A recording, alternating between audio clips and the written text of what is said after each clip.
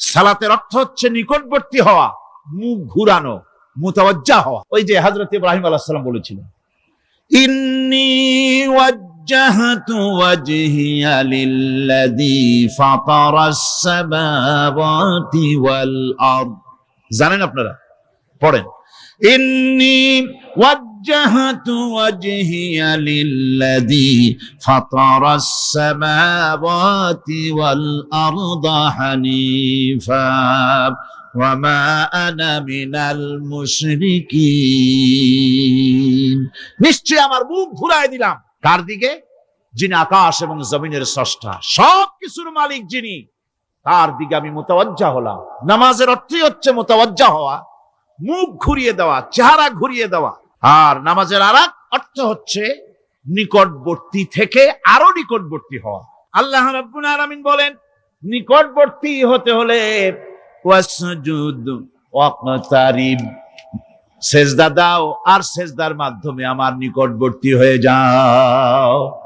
সেজদা দিলেই আল্লাহর নিকটবর্তী হওয়া যায়। কোন সুবহানাল্লাহ। আল্লাহ নবীর সাহাবী প্রশ্ন করেছেন, নবীজি, বান্দা কখন আল্লাহর নিকটবর্তী হয়ে যায়? নবীজি বলেছেন, বান্দা যখন সেজদা দেয় তখন আল্লাহর বান্দার মাঝে কোনো হিজাব থাকে না, একদম আল্লাহ পাকের নিকটবর্তী হয়ে যায় বান্দা যখন সেজদায় পড়ে যায়। সুতরাং নামাজ হচ্ছে নিকটবর্তী হওয়া, সালাত এটা হচ্ছে নিকটবর্তী হওয়া। নামাজ ফরজ হওয়ার কারণ হচ্ছে এই যে মানুষ আল্লাহর বান্দা বা গোলাম হিসেবে সৃষ্টি হয়েছে, তাই একমুখী হয়ে এর বন্দিগি করা এটা হচ্ছে তার স্বাভাবিক একটা প্রকৃতি। আল্লাহ রাব্বুল আলামিন এই প্রকৃতির দাবি মিটাবার জন্যই নামাজের ব্যবস্থা করেছেন। মানুষের ফিতরত, মানুষের নেচার, মানুষের ফিতরত হচ্ছে এই যে কারো না কারো কাছে মাথা নত করা, হাত জোড় করা, মাথা নত করা, সার্বভৌমত্বের মালিক কাউকে মনে করা। হাত জোড় করতে হলে, মাথা নত করতে হলে, সার্বভৌমত্বের মালিক হিসেবে কাউকে গ্রহণ করতে হলে আল্লাহর বিকল্প কেউ আছে নাকি? ইসলামের মূল দাওয়াতটা হলো ফিতরত অনুযায়ী দাওয়াত দেওয়া হয়েছে, মানুষ যেন মাথা নত করে, গোলামি করে।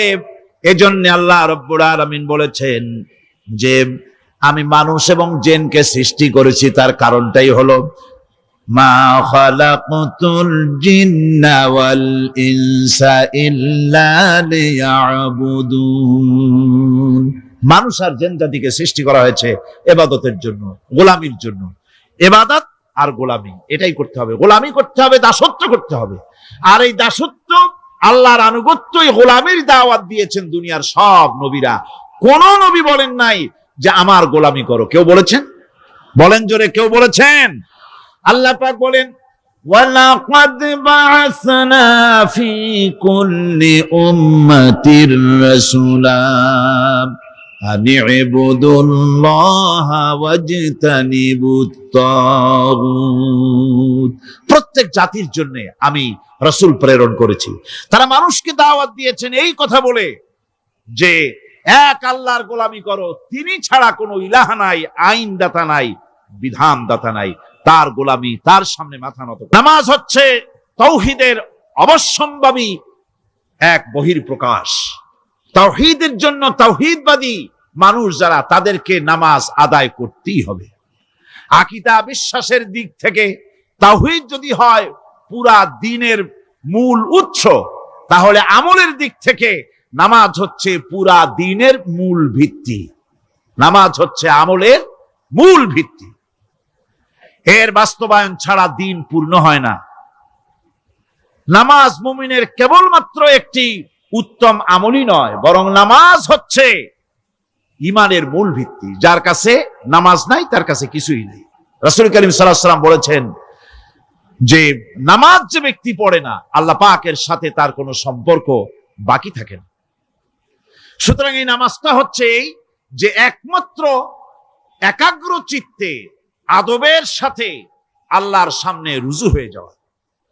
কোরআনে কারীম বলছি, মুনিবিনা ইলাইহি ওয়াত واتقوه وأقيموا الصلاة ولا تكونوا من المشركين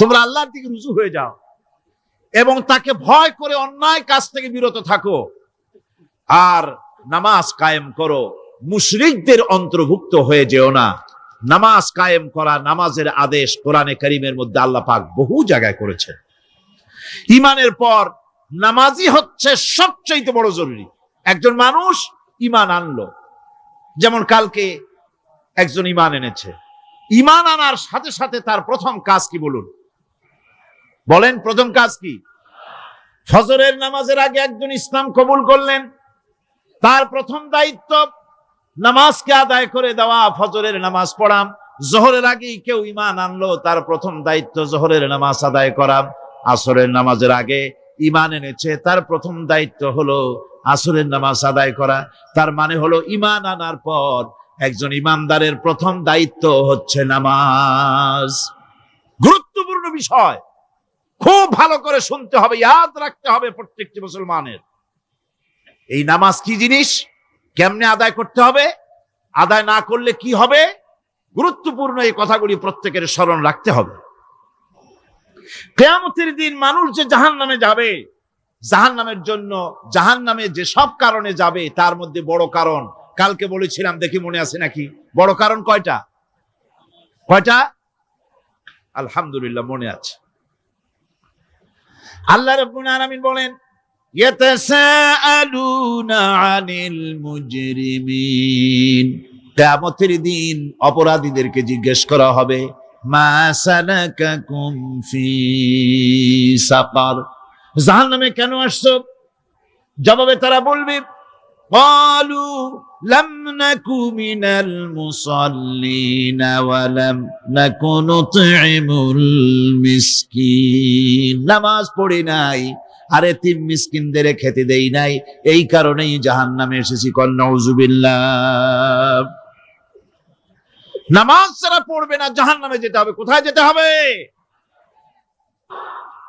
আকীদাগত দিক থেকে ঈমান হলো তাওহীদের স্বীকৃতি আর আমলের দিক থেকে নামাজ হচ্ছে তাওহীদের বহিঃপ্রকাশ আপনি মুসলমান তা প্রমাণ হবে নামাজ দিয়ে নামাজহীন ঈমানের দাবি মূল্যহীন যার নামাজ নাই তার ঈমানের দাবি করার কোনো মূল্যই নেই অনেক এরকম কথা বলে হুজুর আমি মানুষটা নিতান্ত খারাপ না যাই মনে করে গ্রামে রাস্তা বানাইছি ব্রিজ করে দিয়েছি কালভার্ট করেছি এতিম মিসকিনরে তাও মাঝে মধ্যে খাবার দেই বিধবারে কাপড় চোপড় দেই মানুষটা আমি নিতান্ত খারাপ না তবে এই মাঝে মধ্যে একটু নামাজ পড়ি না তাতে কি আমার ঈমান নষ্ট হয়েছে নাকি আমি বলি ভাই ঈমানই তো নাই নষ্ট হবে কি ঈমান থাকলে না নষ্ট হবে ঈমান নাই সুতরাং একজন মুসলমান যদি নামাজ না পড়ে নিজেকে মুসলমান বলে দাবি করার কোনো হক তার নাই দাবি করার অধিকার নাই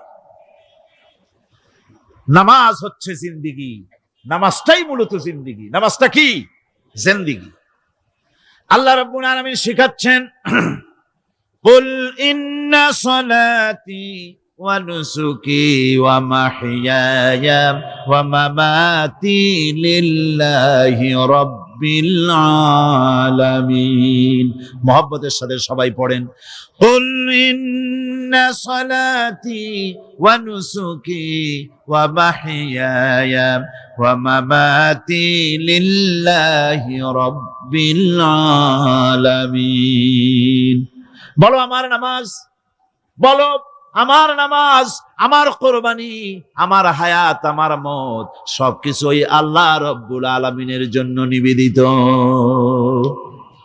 আমার বেঁচে থাকা আমার মরে যাওয়া সব আল্লাহর জন্য সে আল্লাহ রাব্বুল আলামিন তার জন্য সবকিছু নিবেদিত করতে হবে আল্লাহ পাকের গোলাম আমাদের বানিয়েছেন আল্লাহ আমাদের গোলামি করা লাগবে আর গোলামির নমুনা যাকাত দিয়া হজ দিয়া দাম দিয়া সদকা দিয়া কোন জিনিস দিয়ে নামাজের মতো গোলামির উৎকৃষ্ট প্রমাণ বা নমুনা আর কিছুতে নাই আমি যে গোলাম তার উৎকৃষ্ট প্রমাণ হচ্ছে নামাজ।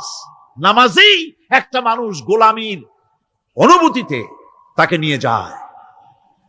বাদশাহ হোক, মন্ত্রী হোক, পীর হোক, মৌলানা হোক, মুহাদ্দিস হোক, বড় লোক হোক, গরিব হোক, পুরুষ হোক, নারী হোক, যাই হোক, নামাজে দাঁড়াইলো, একেবারে কান্ডারে ধরিয়া কানের কাছে হাত দিয়া, হাত দুটো বাঁধিয়া মাথা নিচের দিকে দিয়ে দাঁড়ায় গেল। কিসের মতো?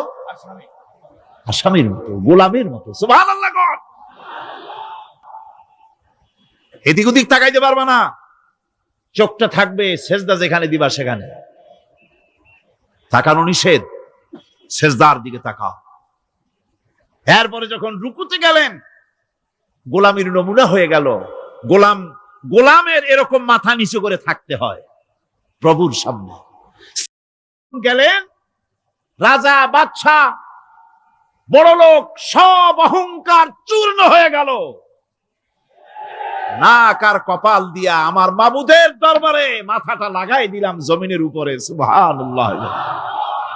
আমি আমার ভাষায় বলি, আমি আমার ভাষায় কথাটা এভাবে বলি, এই জমিনটা যদি কাগজ হয় আর আমার নাকটার কপালটা যদি কলম হয়, তাহলে আমি যে গোলাম দৈনিক 5 বার আমার নাক আর কপাল দিয়া জমিন নামক কাগজের উপরে, দাস খতের উপরে দৈনিক 5 বার নাক আর কপাল দিয়া সই করে দেই, আল্লাহ আমি তোমার গোলাম, আর কারো গোলাম নই, আমি একমাত্র তোমার গোলাম। ঘুমের থেকে উঠে সেজদা দিয়ে বলি, দুপুরের সময় কাজ ফেলাইয়া আর একবার বলি, বিকেল আসার আগে আসরে আর একবার বলি, দিন যখন শেষ হয় আর একবার বলি, রাতে যখন শুতে যাই আর একবার সেজদা দিয়া ঘোষণা করি, মাবুদ আমি তোমার গোলাম। সুবহানাল্লাহ। নামাজ হচ্ছে ইসলামের গণ্ডির মধ্যে প্রবেশের প্রমাণ। কোরআনে কারীম বলছে, ফাইন তাবু ওয়া আকামুস সালাতা ওয়া আতাউজ যাকাতা ফাইখওয়ানুকুম ফিদ্দীন। সূরা তওবা এসেছে। তারা যদি তওবা করে আর নামাজ কায়েম করে, যাকাত যদি আদায় করে, তাহলে এখন তোমাদের সে দ্বীনি ভাই, এখন ভাই হয়ে গেল। একটু আগে ছিল কাফের, মুশরিক, এখন তোমার দ্বীনি ভাই। দ্বীনের গণ্ডির মধ্যে প্রবেশ করা, কলেমা পড়ার সাথে সাথেই নামাজ। নামাজ হচ্ছে দ্বীনের প্রধান গেট, দ্বীনের প্রধান তোরণ। দ্বীনের মধ্যে প্রবেশ করার জন্য এই গেট দিয়ে প্রবেশ করতে হবে। সুতরাং এই নামাজের এতই গুরুত্ব দেওয়া হয়েছে। ইসলাম যদি ক্ষমতায় আসে, আল্লাহ যেন এনে দেন, জোরে কোন আমিন। ইসলাম যদি ক্ষমতায় এসে যায়, রব্বুল আলামিন তাফসীরে মাহফিল, কোরআন সামনে নিয়া আশা করে তোমার দরবারে দোয়া করি, এই বিশাল জনসমুদ্রের দোয়া কবুল করো মাবুদ গো, এই বাংলাদেশকে ইসলামের দেশ বানাইয়া দাও। দেশটা যদি ইসলামের হয়ে যায়, আইন যদি আল্লাহর হয়, শাসন যদি সৎ লোকেরা করে, রব্বুল আলামিন কোরআন শরীফে বলেন, তাহলে তারা 4টা কাজ করবে। আল্লাযীনা মাক্কান্নাহুম ফিল আরদ আকামুস সালাতা ওয়া আতাউজ যাকাত ওয়া আমারু বিল মা'রুফি ওয়া নাহাউ আনিল মুনকার। মুমিনেরা ক্ষমতায় এসে প্রথম যে কাজটা করবে, প্রথমে ক্ষমতা এসেই নামাজ বাধ্যতামূলক করবে। প্রথম কি? ওয়াজ নসিহতে অনুরোধ করা হবে না, বাবাজিরা আল্লাহর রাস্তায় নামাজটা পড়ে না। রেডিও এবং টেলিভিশনের মাধ্যমে রাষ্ট্রপ্রধান অর্ডার করে দিবেন, যারা আকেল বালিগ সকলের জন্য নামাজ বাধ্যতামূলক, নামাজ পড়তেই হবে। এটা অর্ডার। বেলা যখন 1টা বেজে যাবে, বেলা যখন 1টা বাজবে, সমস্ত মসজিদে আজান শুরু হয়ে যাবে। আজানের সাথে সাথে অফিস, আদালত, কল কারখানা, ক্ষেত খামার, শিক্ষাঙ্গন সব ডেডলক হয়ে যাবে। আধা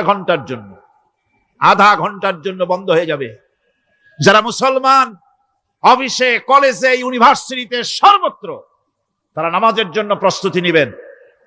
আধা ঘন্টার ভিতরে নামাজ আর খানা সেরে আবার কলেজ চলবে, বিশ্ববিদ্যালয় চলবে, কল চলবে, কারখানা চলবে, ক্যান্টনমেন্ট চলবে, সেক্রেটারিয়েট চলবে, সব আপন গতিতে চলতে থাকবে। আল্লাহর রহমত, বরকত আকাশ ফেরে নাজিল হয়ে যাবে।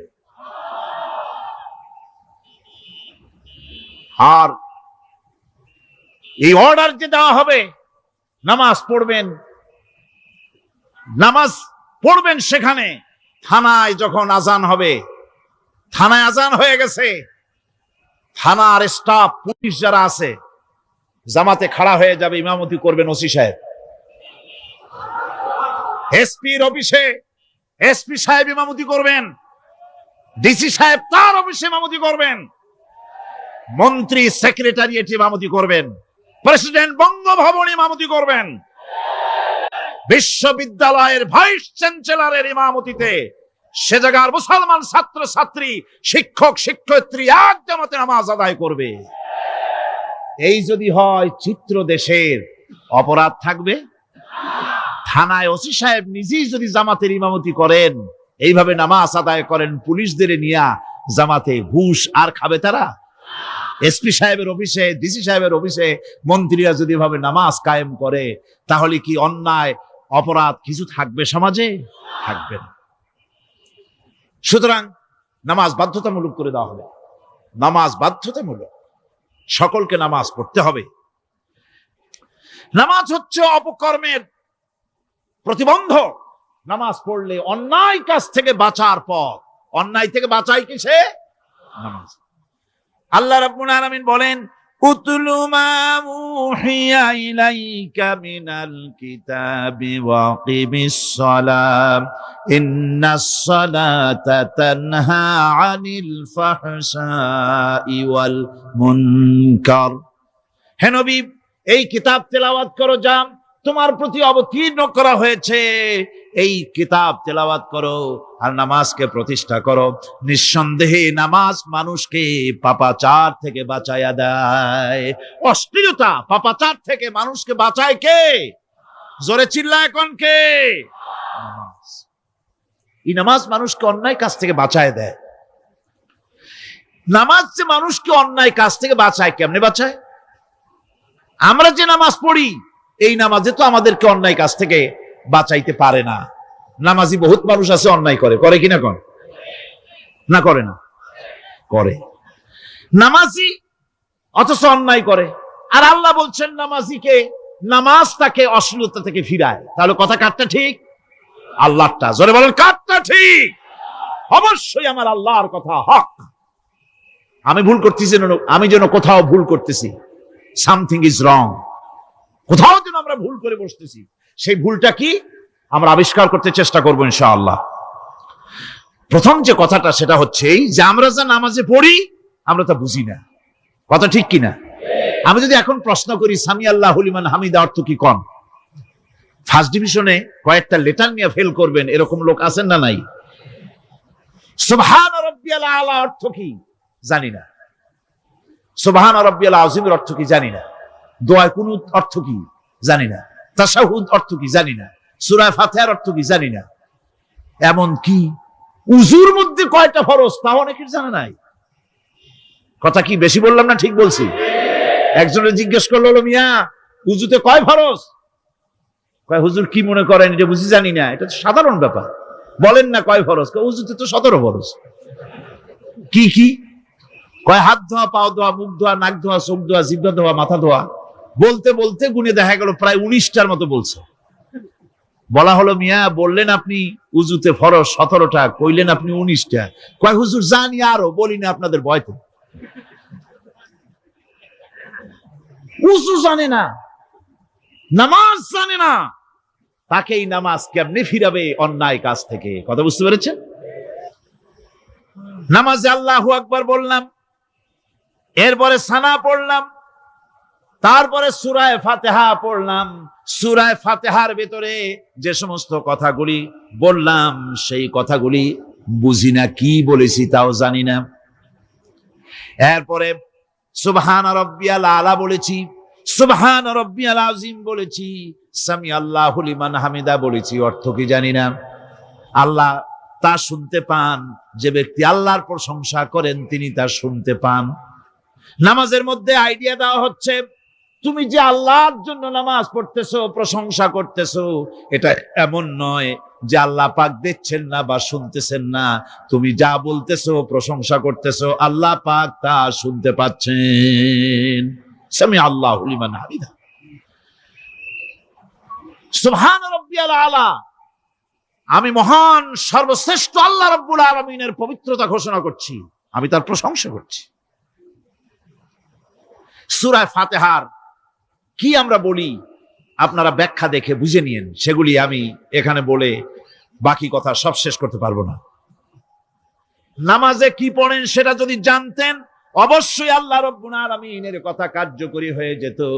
ইন্নাস সালাতা তানহা আনিল ফাহশাই ওয়াল মুনকার। নামাজ মানুষকে পাপের কাজ, অশ্লীলতা থেকে ফিরাতে পারে। আল্লাহ ইন্না বসায়ছেন, নিশ্চয়ই, বেশক, অবশ্যই নামাজ পাপ থেকে ফিরাবে। কিন্তু কেমনে ফিরাবে নামাজ তো বুঝি না, নামাজ তো বুঝি না।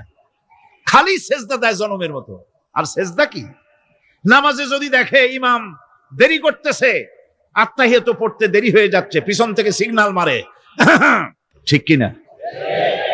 বেয়াদব, বেয়াদব। তোমার নামাজ, তোমার আত্তাহিয়াত আগে শেষ হয়েছে, তাতে কি হয়েছে? চুপ করে বসে থাকো। ইমামকে কাশি দিয়া সতর্ক করার অধিকার তোমার নাই।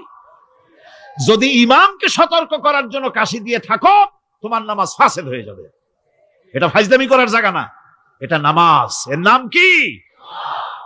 ধীরে সুস্থে নামাজ পড়তে হবে। অনেকে মসজিদটারে মনে করে জেলখানা, ঢুকতে যত দেরি, বেরোতে পারলে যেন বাসে যান ছটফট করে। সিনেমার মধ্যে গিয়ে ঘন্টার পর ঘন্টা বসে থাকে, খারাপ লাগে না? মসজিদে কেরাত যদি একটু লম্বা পড়ে, পিছনে বসে খালি কি যে করে মনে মনে বলতে থাকে যে ইমাম এমন কাঁচা ছাড়া ছাড়ি না। আর গান যখন শোনে, শুনতেই থাকে, কত মজা, ঘুম আসে না। নাউযুবিল্লাহ। সুতরাং নামাজে কি পড়েন সেটা আপনাকে বুঝতে হবে।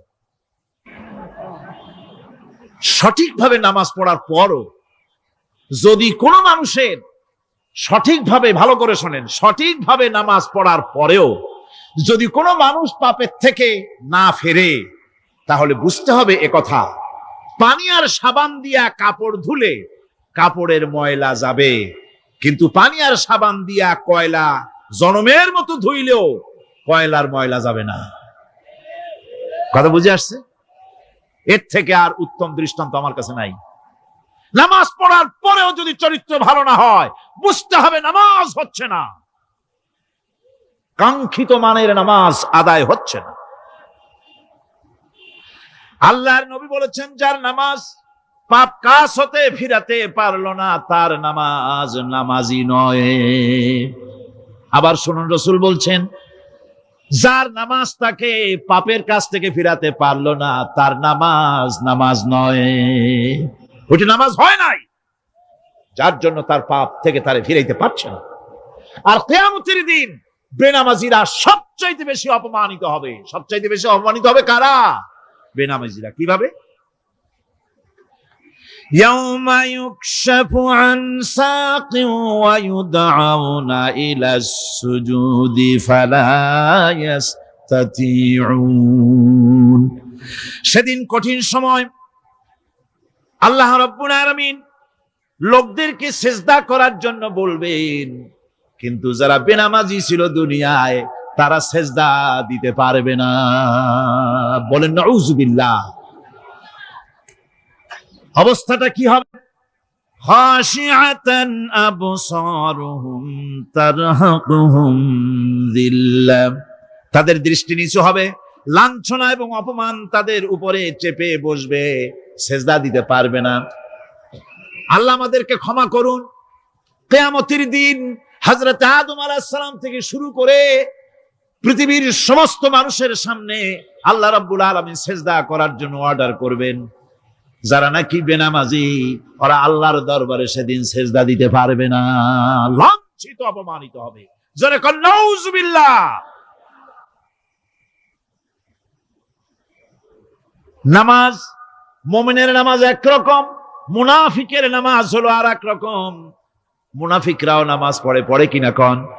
মুনাফিকেরাও নামাজ পড়ে।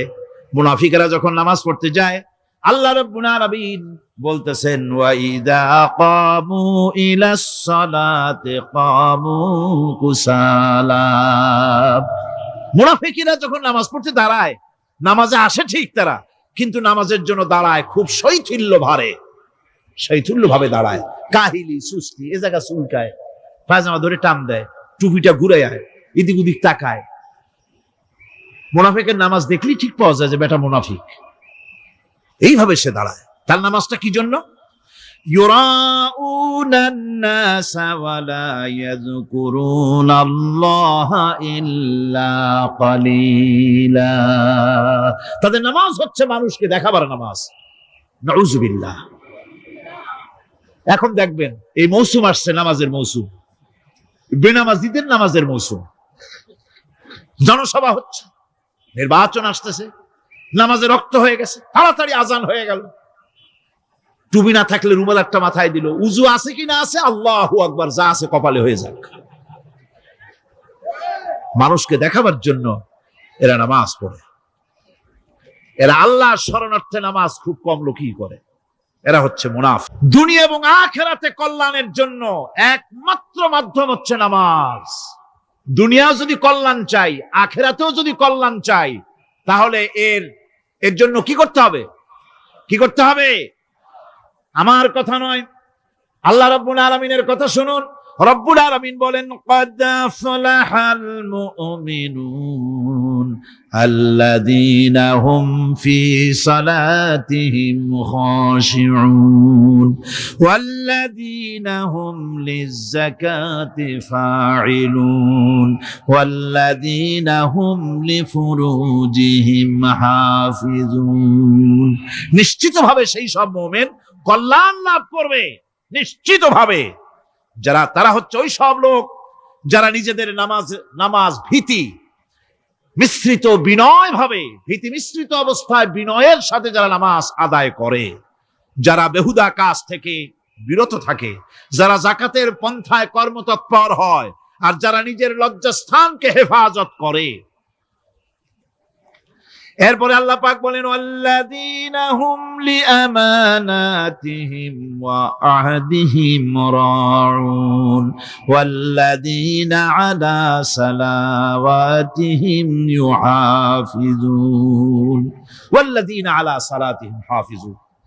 আর যারা তাদের আমানতকে পূর্ণ করে, আমানত এবং তাদের ওয়াদা চুক্তি পূর্ণ করে, এবং যারা নিজেদের নামাজ সমূহকে পূর্ণভাবে হক আদায় করে নামাজ পড়ে, নামাজের যারা হেফাজত করে, এরা কারা?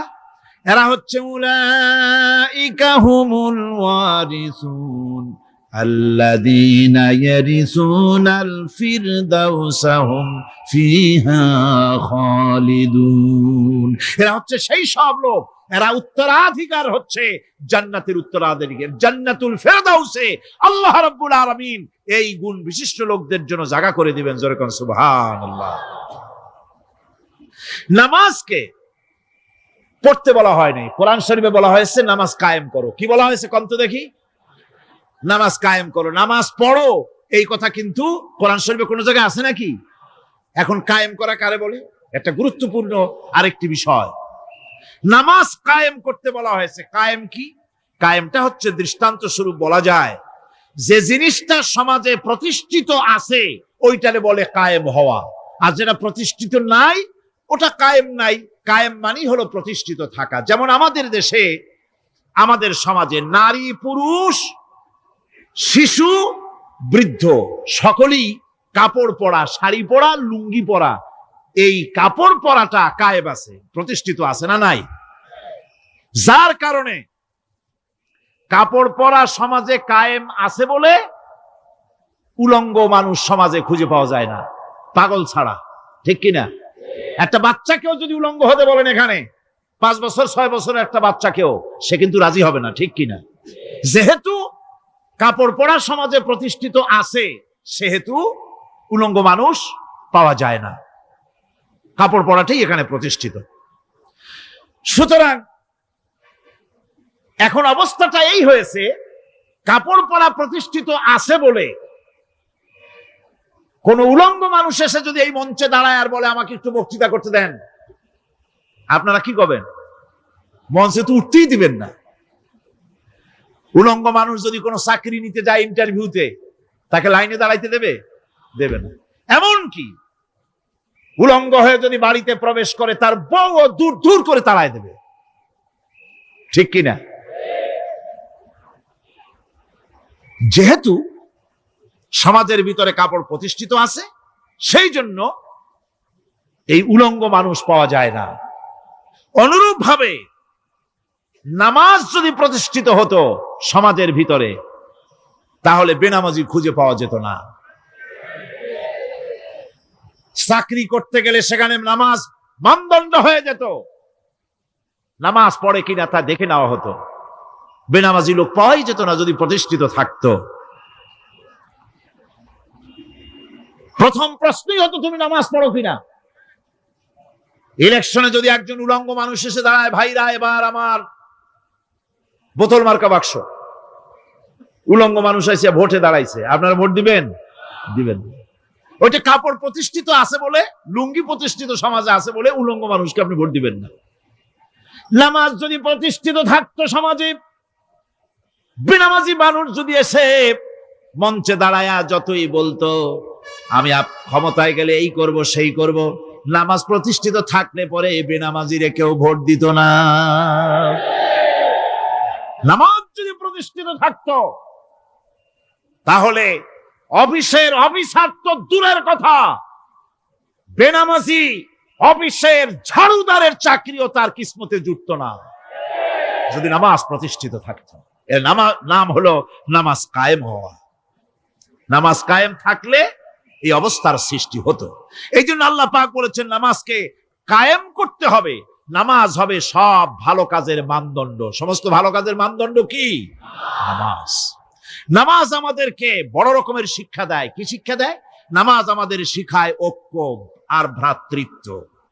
ভ্রাতৃত্বের আর ঐক্যের শিক্ষা দেয়। এক নেতার আনুগত্য করা শিখায়। জামাত যত বড় হোক, ইমাম হবে কয়জন? একজন ইমাম হবে। আর এই ইমাম মানে কি? নেতা। ইমাম মানে কি? নেতা নির্বাচন শিখায় নামাজে। নেতা নির্বাচন কে শিখায়? নামাজ শিখায়। বোঝেন খুব ভালো করে। কিভাবে? মনে করুন চট্টগ্রাম শাহী মসজিদে ইমাম প্রয়োজন। এখন সেই ইমাম নেওয়ার জন্য ইন্টারভিউ কল করা হলো, বিজ্ঞাপন দেওয়া হলো পত্রিকায়। অনেক আলেম আসলেন। ইন্টারভিউ বোর্ডে যারা বসলেন, তারা ইন্টারভিউটা কিভাবে নেবেন? যার মাথার চুল লম্বা বেশি তার ইমামতি দেওয়া হবে, যার লুঙ্গিটা পায়ের গিরার তলে তারে দেওয়া হবে, যার মোষটা মুখের মধ্যে গিয়া ঢুকছে, হাসি দিলে বুঝাই যায় না হাসে না কান্দে, তারে দিবে। দাড়িগুলা কামাইছে তারে দেবে। সিগারেট খায়, বা অবশ্য চট্টগ্রাম আর সিলেটে সিগারেটের ফতোয়া ভিন্ন রকম। বরিশালে আমি যেখানে জন্মগ্রহণ করেছি, আমার এলাকায় কোনো আলেম যদি সিগারেট খায়, মসজিদের ইমাম তো ভালো, মসজিদ ঝাড়ু দিতেও ঢুকতে দেবে না মসজিদে। এটা এই এলাকার এক রকমের কায়দা। আমি এটার ব্যাপারে কথা নাইবা বললাম। আপনারা খুঁজে দেখবেন সে সিনেমা দেখে নাকি, মিথ্যা কথা বলে নাকি, বউ পর্দায় থাকে নাকি। এগুলি মাইক্রোস্কোপ যন্ত্র দিয়ে ইমামের মাথা থেকে পা পর্যন্ত দেখবেন কিনা কন? আচ্ছা এবার কোন তো দেখি, এই ইমাম সাহেব ইমামতি করবে কতজন লোকের? 500, 1000। শাহী মসজিদে ধরেন 5000 লোক হইল। 5000 লোক, 5000 লোকের ইমাম নির্বাচনের সময় পা থেকে শুরু করে মাথা পর্যন্ত দেখেন, এমনকি বউ পর্যন্ত। বৌমনি আনিয়ে দেখেন না, পর্দায় থাকে কিনা এইটা আপনারা দেখেন, ঠিক কিনা? এ খবরটা নেন। 5000 লোকের একটা ইমাম বানাতে গিয়ে মাইক্রোস্কোপ যন্ত্র দিয়ে দেখেন মোষ কেমন, দাড়ি কেমন, চুল কেমন, পাও কেমন, হাত কেমন, হাতে নখ লম্বা কিনা, দাঁতে ছাতা কিনা, বউ পর্দায় থাকে কিনা, মিথ্যা কথা কয় কিনা, এত দেখেন। আর যখন নির্বাচন আসে, তখন 2.5 থেকে 3 লক্ষ মানুষের জন্য একজন এমপি নির্বাচিত হয়। সেই ইমামকে বাছাই করার জন্য নামাজ পড়ে কিনা, জিনাকার কিনা, মদখোর কিনা, সুদখোর কিনা, ঘুষখোর কিনা, বদমাশ কিনা, বাছাই করা হয় না।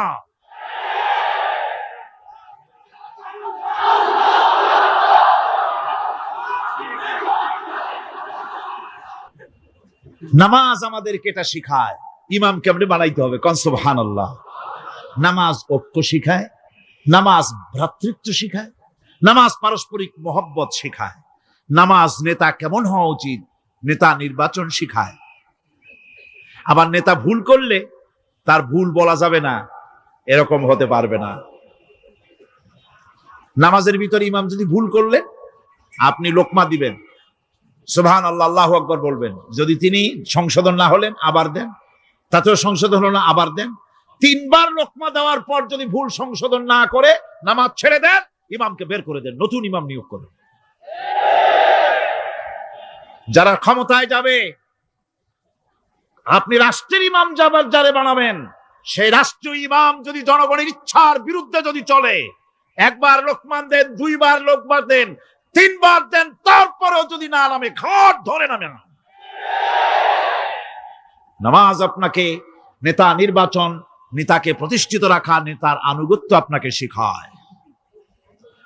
নামাজ লাইন সোজা করে দাঁড়াতে হবে। লাইন যদি বাঁকা করেন, আপনার কলজেটা ওরকম বাঁকা হয়ে যাবে। নাউযুবিল্লাহ। নামাজের কাতারে যার কারণে নামাজের কাতার বাঁকা হবে, পুরা কাতারের জন্য আল্লাহর কাছে ওই লোকটা দায়ী হয়ে যাবে। নামাজ শৃঙ্খলা শিখায়, সুবহানাল্লাহ কইতে ইচ্ছা করে না? নামাজ শৃঙ্খলা শিখায়, শৃঙ্খলা বোধ শিখায়, সোজা হয়ে দাঁড়ায়। তারপরে ঐক্য এবং মহব্বত শিখায়। নামাজের ভিতরে যখন দাঁড়ায় গেলেন, আমির দাঁড়ালো, ফকির দাঁড়ালো, মন্ত্রী দাঁড়ালো, তার ড্রাইভারও দাঁড়ায় গেল, একই কাতারে দাঁড়ায় গেছে। নামাজ পড়তে গিয়ে ড্রাইভারের পাও গিয়ে লেগেছে মন্ত্রীর গায়ে।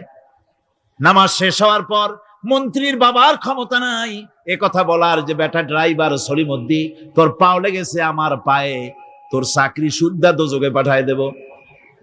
পারবে বলতে?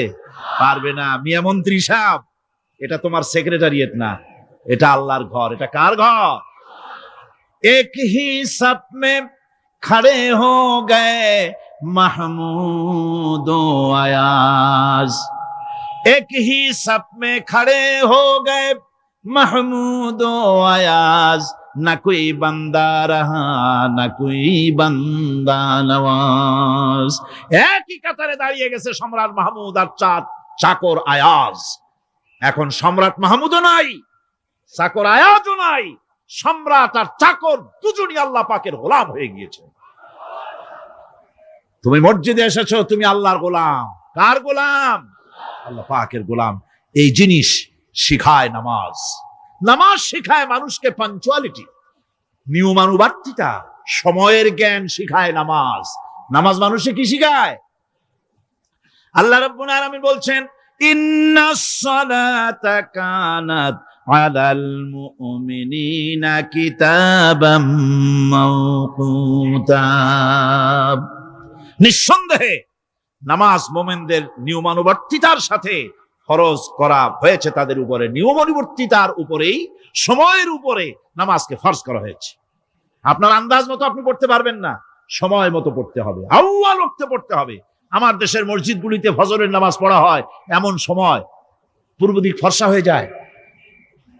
ইমাম সাহেব যদি ভুল করেন, নামাজ যদি দোহরাতে যান, তাহলে সূর্য উদয় হয়ে যাবে, এমন অবস্থা। নামাজ এত দেরিতে পড়া হয়। প্রত্যেক ওয়াক্তের নামাজ আউয়াল ওয়াক্তে পড়ার জন্য রাসূল সাল্লাল্লাহু আলাইহি ওয়াসাল্লাম তাগিদ করেছেন। সময়ের দিকে লক্ষ্য রাখতে বলা হয়েছে। যেই জাতির, লক্ষ্য করুন, যে জাতির দৈনিক 5 বার টাইমলি, অক্ত মতো, সময় মতো নামাজ আদায় করতে হয়, দুর্ভাগ্যজনক সত্য, সেই জাতির কাছে সময়ের কোনো দাম নাই। সময়ের দাম নাই। 9টার গাড়ি কয়টায় আসবে? 9টার গাড়ি কয়টায় আসবে? একদিন দেখা গেল সত্যি 9টার সময় এসে গেছে। যাত্রীরা বলছে মাশাআল্লাহ, অন্তত একটা দিন তো 9টার সময় আসলো। স্টেশন মাস্টার বলছে না, খুশি হওয়ার কারণ নাই, আজকের না, এটা গতকালকেরটা। আমার আমেরিকার সফরের সময়, যে বাড়িতে আমি আমেরিকায় থাকি, কুইন্স এলাকায়, নিউ ইয়র্ক সিটিতে, সে বাড়িওয়ালা চাকরি করে। সে আমাকে বলল 10টি বছর আমি একটা ট্রেনে যাতায়াত করি, সে বলছে রাত 3:45 ট্রেনটা আসে, ওই ট্রেনে চড়ে সে তার কর্মস্থলে যায়। বললো 10টা বছর আমি এখানে আছি, 10 বছরের ভিতরে এই ট্রেনটা 1 মিনিটের জন্য এদিক ওদিক করলো না, ঠিক 3:45 এসে হাজির হয়ে গেছে। ঝড় হোক, বৃষ্টি হোক, স্নো পড়ুক, বরফ পড়ুক, টাইমলি চলতেছে। দুনিয়ায় ভিন্ন জাতিরা যে উন্নতি করে তার পেছনে সময়ের জ্ঞান তাদের অনেক বেশি আমাদের থেকে, কথা ঠিক কিনা? আমাদের সময়ের জ্ঞান নাই, সময়ের কোনো মূল্য আমরা দেই না। 2টার সময় মিটিং হবে, মন্ত্রী সাহেব আসেন 5টার সময়, ঠিক কিনা? বক্তৃতার জন্য সময় দেওয়া হয়েছে 20 মিনিট, নাহমাদু ওয়া নুসাল্লি আলা কইয়া সুর দিয়া 35 মিনিট গেছে নাহমাদু কইতে কইতে, সময় 20 মিনিট, তা তার মনেই নেই। এই যে সময়ের জ্ঞান নাই, এটা ব্যর্থতা। নামাজ মানুষকে সময়ের জ্ঞান শিখায়, কোন আলহামদুলিল্লাহ। এই সময়ের জ্ঞান আমাদেরকে শিখতে হবে। এবার আমি আপনাদের সামনে বলতে চাই, আল্লাহর নবী জনাবে মুহাম্মদ রাসূলুল্লাহ সাল্লাল্লাহু আলাইহি ওয়াসাল্লাম নামাজের ব্যাপারে কি বলছেন। এতক্ষণ তো আল্লাহর কথা শোনালাম, কার কথা শোনাইছে? আমার আল্লাহর নবী বলেন, নবীকে প্রশ্ন করা হলো, ইয়া রাসূলুল্লাহ আইয়ু শাইইন আহাব্বু ইনদাল্লাহি ফিল ইসলাম, ইসলামের মধ্যে আল্লাহর কাছে কোন জিনিসটা বেশি প্রিয়? আল্লাহর কাছে ইসলামের কোন জিনিসটা বেশি প্রিয়? হুজুর বললেন, as-salatu li waqtiha, মান তারাকা সালাতান ফালা দীনা লাহু ওয়াস-সালাতু ইমাদুদ্দিন। আল্লাহর কাছে সবচাইতে বেশি প্রিয় হচ্ছে নামাজ। সবচাইতে প্রিয় কি? নামাজ। ওয়াক্ত মতো নামাজ আদায় করা আল্লাহ পাকের বেশি প্রিয়। আর এই নামাজ হচ্ছে দ্বীনের খুঁটি। এটা দ্বীনের কি খুঁটি? এই যে খুঁটিগুলো আছে, খুঁটিগুলো ফালাই দিলে তারপর আপনার এই প্যান্ডেল থাকবে? থাকবে না। বিল্ডিং এর পিলার ভেঙে দেন, বিল্ডিং টিকবে? ঘরের খুঁটিগুলি উড়ায় ফেলেন, ঘর টিকবে? টিকবে না। দ্বীনের খুঁটি হচ্ছে নামাজ। লা দীনা লিমান লা সালাতা লাহু, যার কাছে দ্বীন নাই, যার কাছে নামাজ নাই, তার কাছে কি নাই? দ্বীন নাই, ঈমান নাই।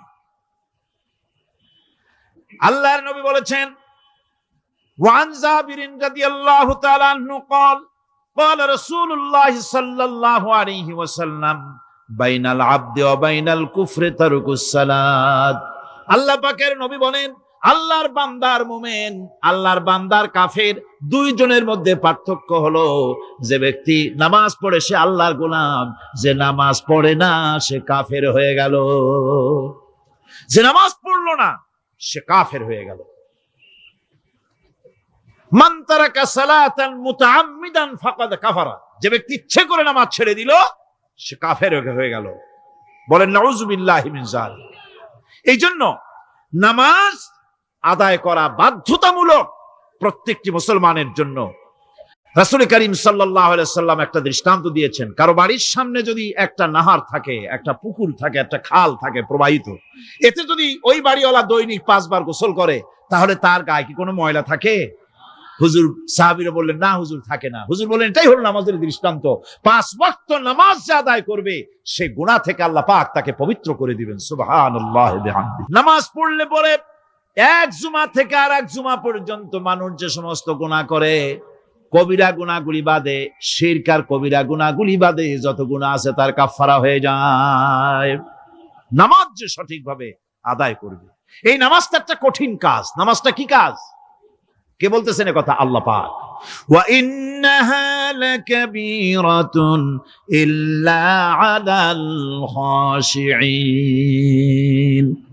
নামাজ একটা ভারী জিনিস, একটা কঠিন জিনিস। কাদের জন্য কঠিন নয়? যারা নাকি আল্লাহ পাককে ভয় করে। আল্লাযীনা ইয়াযুন্নুনা আন্নাহুম মুলাকু রাব্বিহিম ওয়া আন্নাহুম ইলাইহি রাজিউন। যারা নাকি একথা মনের ভিতরে ধারণা করে যে আল্লাহ রাব্বুল আলামিনের দরবারে আমার হাজির হওয়া লাগবে, মোলাকাত করা লাগবে, এই চিন্তা যারা করে তাদের জন্য নামাজ মোটেই কষ্টকর নয়, নামাজ মোটেই তাদের জন্য অসহনীয় নয়, বোঝা নয়, ভার নয়। তারা নামাজ আদায় ঠিকই করবে। এই জন্যে বিবি বাল বাচ্চা সকলকে নামাজের জন্য তাগিদ করতে হবে। যত ভাই এখানে এসেছেন নিজেরা পড়বেন, বিবি বাল বাচ্চাকে তাকিদ করবেন। আল্লাহ পাক বলছেন, وأنذر عشيرتك الأقربين। তোমার নিকটবর্তী যারা আছে তাদেরকে তুমি আল্লাহর ভয় দেখাও, নামাজের জন্য তাদেরকে বলো, আল্লাহর ভয় তাদের অন্তঃকরণের মধ্যে সৃষ্টি করে দাও। আর এই নামাজ পড়তে হবে জামাতের সাথে। নামাজ পড়তে হবে কিসের সাথে? জামাতের সাথে। রাসূল করিম সাল্লাল্লাহু আলাইহি ওয়াসাল্লাম বলছেন, হুজুরের কাছে, আল্লাহর নবীর কাছে হযরতে আবু হুরায়রা রাদিয়াল্লাহু তাআলা আনহু হাদিসটি বর্ণনা করেছেন। হুজুরের কাছে একজন অন্ধ লোক এলো। সেই অন্ধ লোক এসে বললেন, হুজুর আমি তো চোখে দেখি না, জামাতের যে গুরুত্বের কথা আপনি বললেন, আমাকে কি রুখসত দেওয়া যায় নাকি? আমি অনেক সময় সাথী সঙ্গী পাই না, আমাকে কি রুখসত দেওয়া যায় নাকি? হুজুর বললেন, হ্যাঁ তোমাকে রুখসত দেওয়া গেল। অন্ধ যখন হেঁটে যাচ্ছিলেন, নবীজি তাকে আবার ডাকলেন, ডেকে জিজ্ঞেস করলেন, অন্ধ নামাজের মসজিদের আজান কি তোমার কানে যায়? বলে, হ্যাঁ আমি আজান শুনি। হুজুর বললেন, আজানের জবাব দিবা, মসজিদে এসে জামাতে নামাজ পড়বা। একজন অন্ধকে রুখসত দেওয়া হয় নাই। মসজিদে আজান শোনার পর ঘরে বসে যদি নামাজ আদায় করেন, নামাজের হক আদায় হবে না। হুজুর সাল্লাল্লাহু আলাইহি ওয়াসাল্লাম বলেছেন, মসজিদে আজান হওয়ার পর যে ব্যক্তি ঘরে বসে নামাজ পড়ে, আমার ইচ্ছা হয় ঘরটা আগুন দিয়ে জ্বালায় দেই। কে বলতেছেন? রাহমাতুল লিল আলামিন, রাহমাতুল লিল আলামিন বলতেছেন। ঘরের মধ্যে যদি মেয়ে লোক আর বাচ্চারা যদি না থাকতো, তাহলে আমার ইচ্ছা হয় আমি বলি আগুন দিয়ে ঘরটারে জ্বালায় দেই। এই ঘরের মহব্বতেই তো সে বাইর হয় না। নামাজের এত বড় গুরুত্ব দেওয়া হয়েছে। আমার বন্ধুগণ, এই নামাজের জামাতি আল্লাহর নবী জীবনের শেষ নামাজ জামাতে আদায় করেছেন। জীবনের শেষ নামাজটাও জামাতে আদায় করলেন। তখন তার এমন অবস্থা, এত অসুস্থ, দাঁড়াতে পারেন না।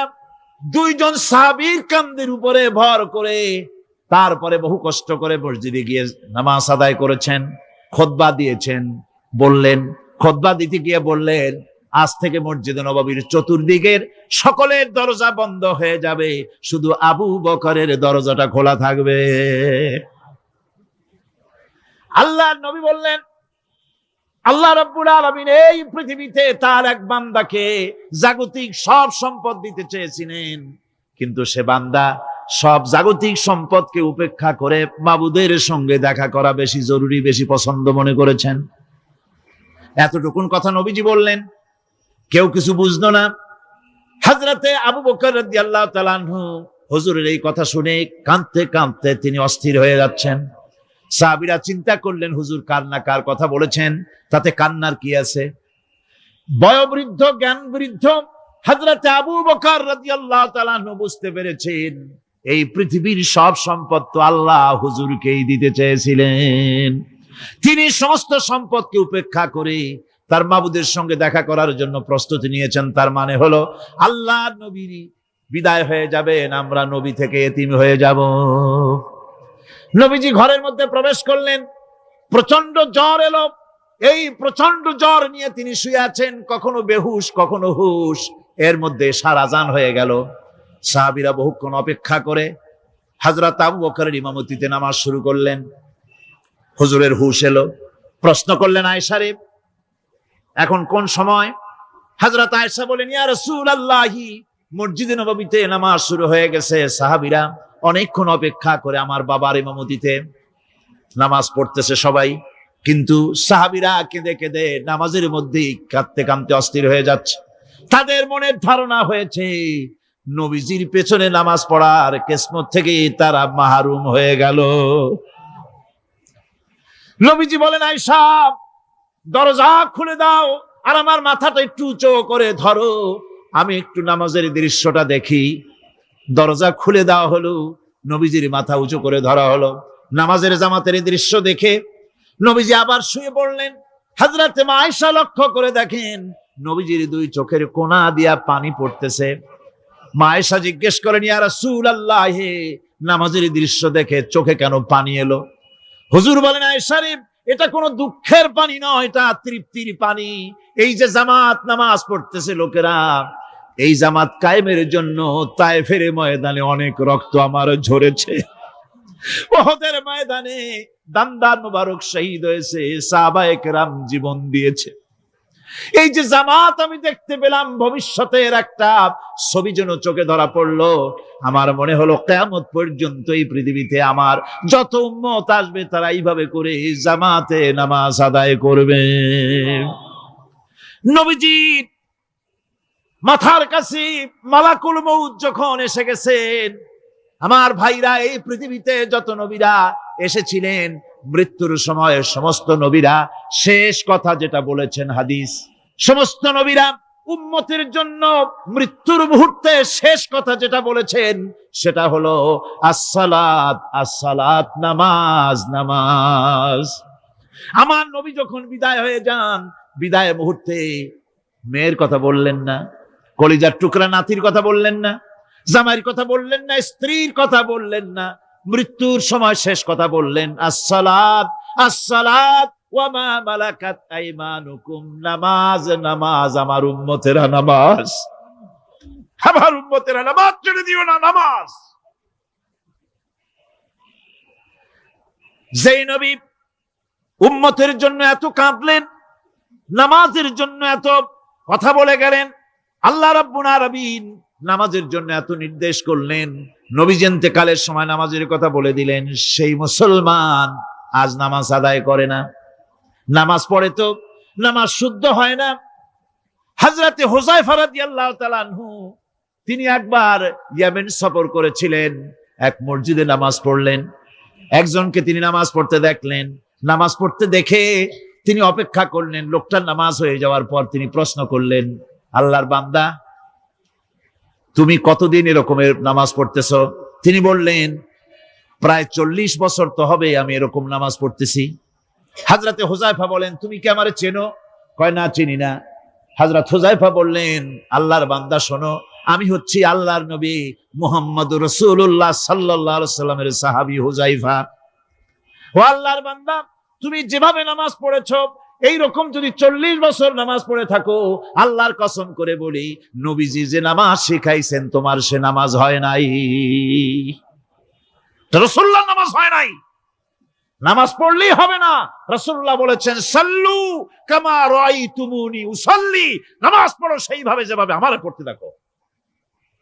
বিশ্বাস করুন ভাইরা, নামাজ যদি না হয়, হরতাল করিয়া, মিছিল করিয়া, বিক্ষোভ করিয়া, যে কোনো আন্দোলন করে ইসলামকে বিজয়ী করা যাবে না যতক্ষণ পর্যন্ত নামাজ সহি না হবে। নামাজ হচ্ছে ফাউন্ডেশন, নামাজ নাই কিচ্ছু নাই। ঠুকঠাক করে 2টা সেজদা দিয়ে উঠে যাবেন, আপনার ইসলামী আন্দোলনের 4 পয়সার দাম নাই। নামাজ আগে, জিহাদের ময়দানেও নামাজ, যেখানে আছেন ওখানেই নামাজ পড়তে হবে, আর তা পড়তে হবে আদবের সাথে, মহব্বতের সাথে। আপনারা বিরক্ত হচ্ছেন না তো? নামাজ, নামাজ, এই নামাজ হচ্ছে মুসলমানদের সবচেয়ে বড় জিনিস।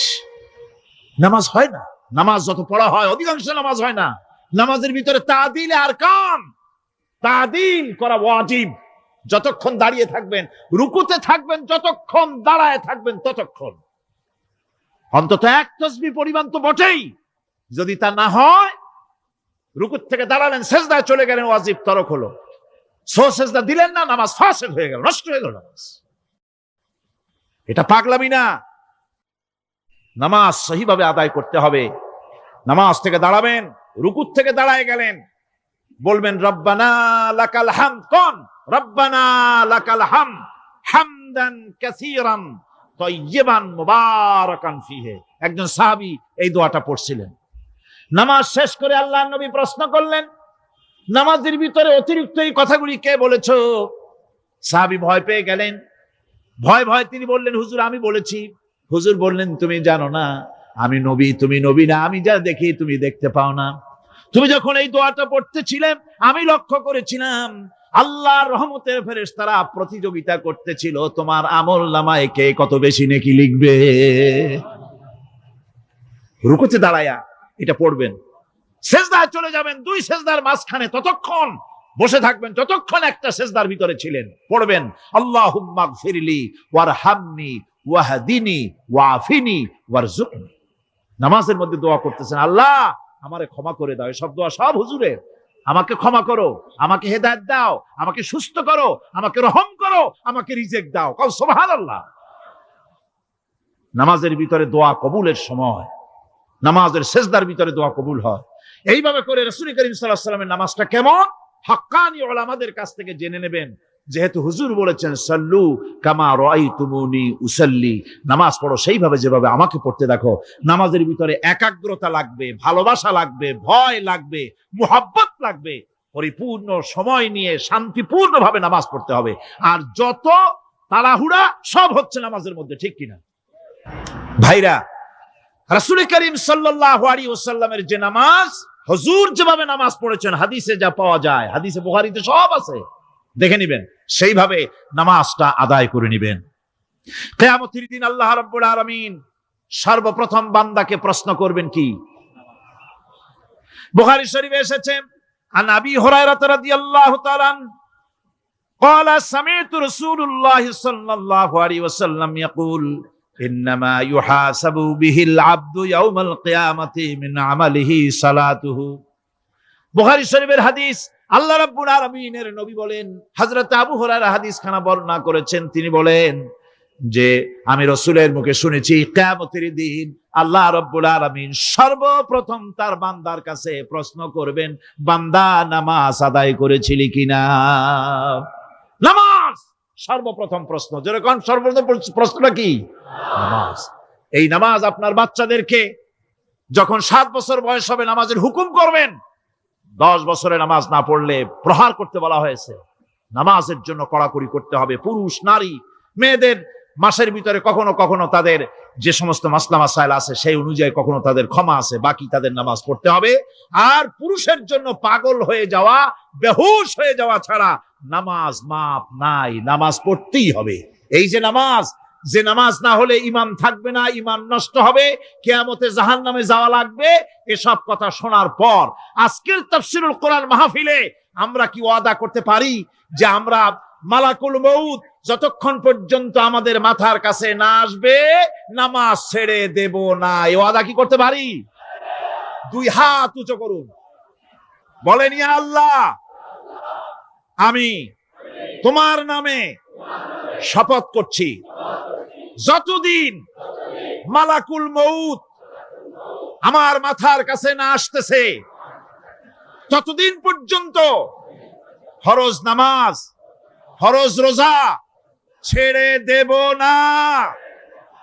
ইয়া আল্লাহ, মৃত্যু পর্যন্ত আমার এই ওয়াদা পালনের তৌফিক আমাকে দান করো, আমিন। আল্লাহ পাক আমাদের এই ওয়াদা মঞ্জুর করুন, জোরে কোন আমিন। আলোচনার শেষ পর্যায়ে এখন আমরা মুনাজাতের দিকে যাব। দাঁড়ানো ভাইয়েরা সবাই বসেন, মুনাজাতের শরীক হন। আল্লাহ রাব্বুল আলামিন নামাজের জন্য আমাদেরকে দোয়া শিখাই দিয়েছেন, কোন সুবহানাল্লাহ। কে শিখাইছেন দোয়া? আল্লাহ পাক দোয়া শিখালেন, রব্বি জাআলনি মুকিমাস সালাতি ওয়া মিন যুররিয়াতি রব্বানা ওয়া তাকাব্বাল দুআ। আয় আল্লাহ, আমারে, আমার বিবি বাল বাচ্চারে নামাজের উপরে প্রতিষ্ঠিত করো। আল্লাহ, তুমি দয়া করে দোয়া কবুল করো, জোরে কোন আমিন। এ দোয়া আপনারাও করবেন, আমিন, আল্লাহুম্মা আমিন। রব্বানা যালামনা أنفسنا وإن لم تغفر لنا وترحمنا لنكونن من الخاسرين ربنا لا تزغ قلوبنا بعد إذ هديتنا وهب لنا من لدنك رحمة إنك أنت الوهاب سبحان ربك رب العزة عما يصفون وسلام على المرسلين الحمد لله رب العالمين واجعل آخر كلمة عند الموت لا إله إلا الله محمد رسول